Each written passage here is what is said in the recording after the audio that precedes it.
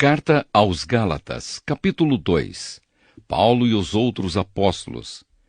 14 anos depois, eu voltei para Jerusalém com Barnabé e levei Tito comigo. Voltei para lá porque Deus me revelou que eu devia fazer isso. Ali, numa reunião particular com os líderes da igreja, eu expliquei a eles a mensagem do Evangelho que anuncio aos não-judeus.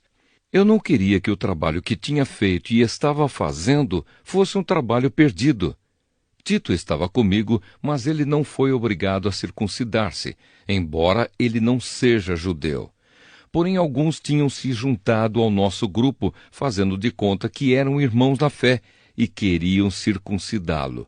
Eram homens que tinham entrado para o grupo como espiões, a fim de espiar a liberdade que temos por estarmos unidos com Cristo Jesus e para nos tornar escravos de novo. Mas em nenhum momento nós cedemos, pois queríamos que vocês tivessem o verdadeiro Evangelho.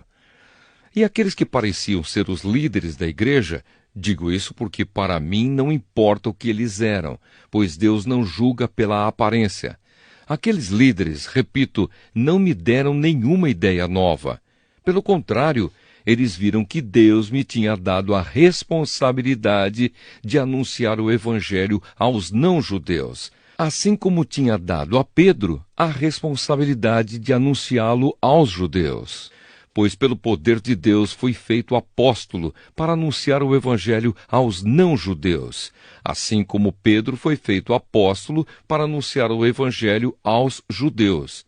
Por isso Tiago, Pedro e João, que eram considerados os líderes da igreja, reconheceram que Deus me tinha dado essa tarefa especial. E como sinal de que éramos todos companheiros, eles deram a mim e a Barnabé um aperto de mãos. E todos nós combinamos que eu e Barnabé iríamos trabalhar entre os não-judeus e eles entre os judeus. Eles nos pediram só uma coisa, que lembrássemos dos pobres das igrejas deles, e isso eu sempre tenho procurado fazer. Paulo fica contra Pedro em Antioquia.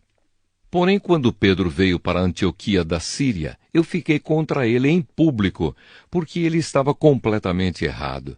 De fato, antes de chegarem ali alguns homens mandados por Tiago, Pedro tomava refeições com os irmãos não-judeus.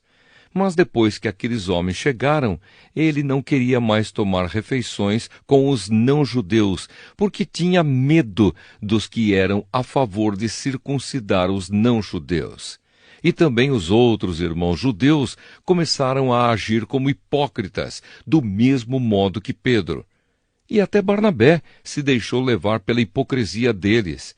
Quando vi que eles não estavam agindo direito, de acordo com a verdade do Evangelho, eu disse a Pedro, na presença de todos: "Você é judeu, mas não está vivendo como judeu, e sim como não-judeu. Então como é que você quer obrigar os não-judeus a viverem como judeus?" Os judeus e os não-judeus são salvos pela fé.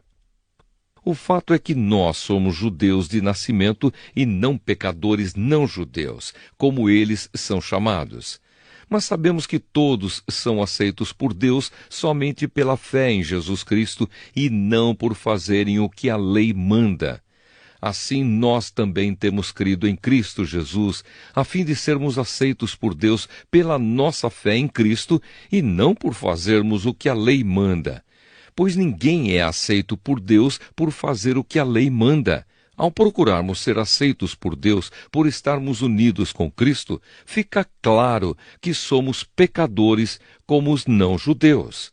Mas será que isso quer dizer que Cristo trabalha em favor do pecado? Claro que não. Se eu, depois de ter destruído a lei, começar a construí-la de novo como meio de ser aceito por Deus, aí sim fica claro que eu havia quebrado a lei. Pois quanto à lei, estou morto, morto pela própria lei, a fim de viver para Deus. Eu fui morto com Cristo na cruz. Assim, já não sou eu quem vive, mas Cristo é quem vive em mim. E esta vida que vivo agora, eu a vivo pela fé no Filho de Deus, que me amou e se deu a si mesmo por mim. Eu me recuso a rejeitar a graça de Deus, pois se é por meio da lei que as pessoas são aceitas por Deus, então a morte de Cristo não adiantou nada.